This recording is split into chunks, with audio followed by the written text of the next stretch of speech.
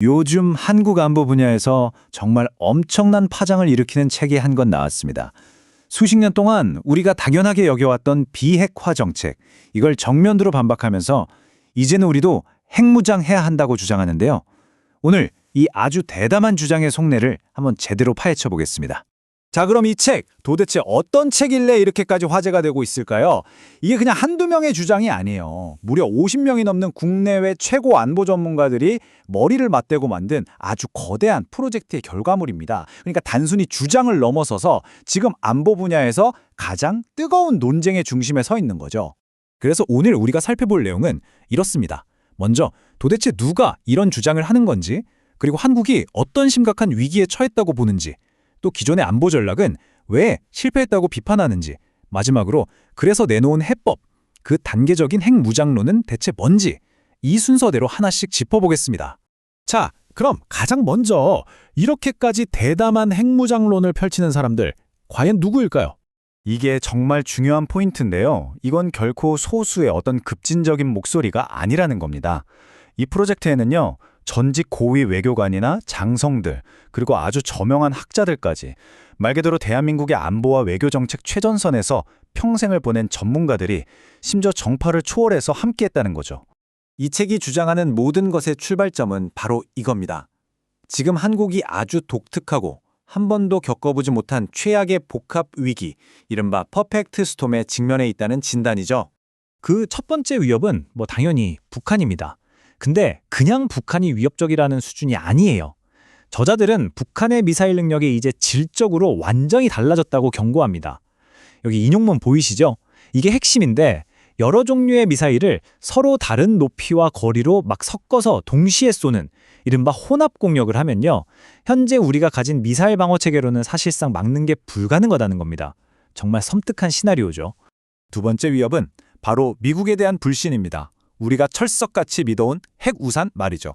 특히 혹시라도 트럼프 2기 행정부가 들어설 가능성까지 언급하면서 더는 미국의 방위 약속을 그냥 믿고만 있을 수는 없다는 겁니다. 심지어 책에서는 미국의 핵우산이 이미 찢어졌다고까지 아주 단호하게 표현하고 있어요. 그 불신의 핵심을 정확히 꿰뚫는 질문이 바로 이겁니다. 서울을 위해 워싱턴 DC를 희생할 수 있는가?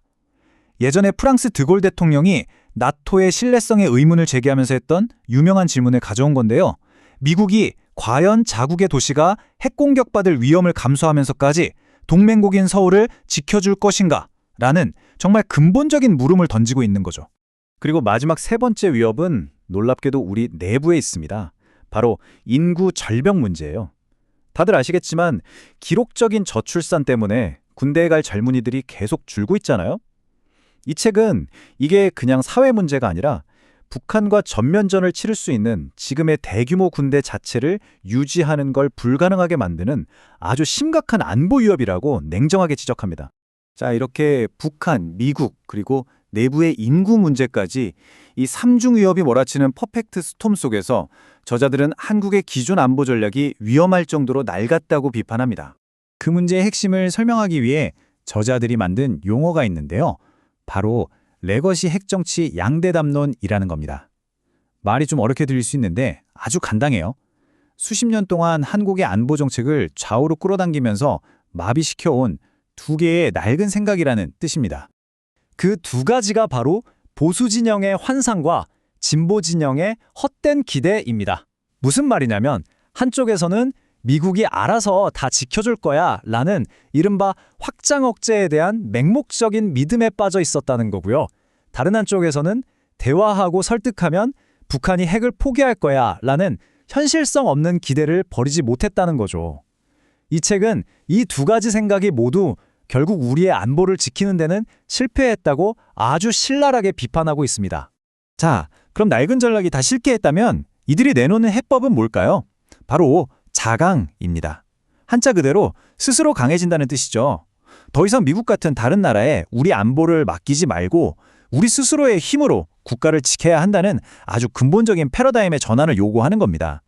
근데 정말 흥미로운 지점은요, 이런 주장이 단순히 몇몇 전문가들의 외침으로만 그치지 않는다는 거예요. 저자들이 근거로 제시하는 여론조사 데이터를 한번 보세요.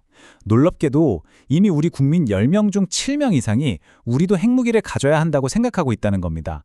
전문가들보다 어쩌면 여론이 먼저 움직이고 있는 거죠. 이 책은 이런 국민적 열망을 전략적 자율성을 되찾는 과정으로 보고 있습니다. 그러면서 미국이 사실상 동맹국들에게 핵 족쇄를 채워서 스스로를 지킬 힘을 갖지 못하게 막아왔다고까지 주장하는 거죠. 이 책이 더 설득력 있게 다가오는 이유는 단순히 왜 우리가 핵을 가져야 하는가라는 당위성만 주장하는 데서 그치지 않기 때문입니다.